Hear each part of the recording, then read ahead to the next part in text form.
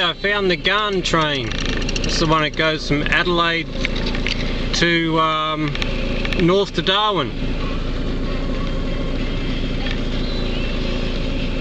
At Crystal Brook. I'm about 200 kilometres north of Adelaide, heading towards Port Augusta.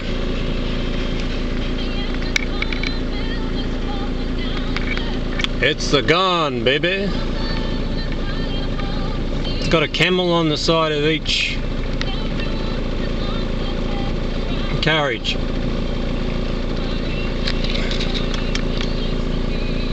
Choo-choo!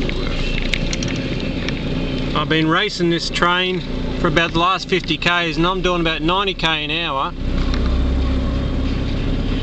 and it's doing 100 obviously because it's beating me.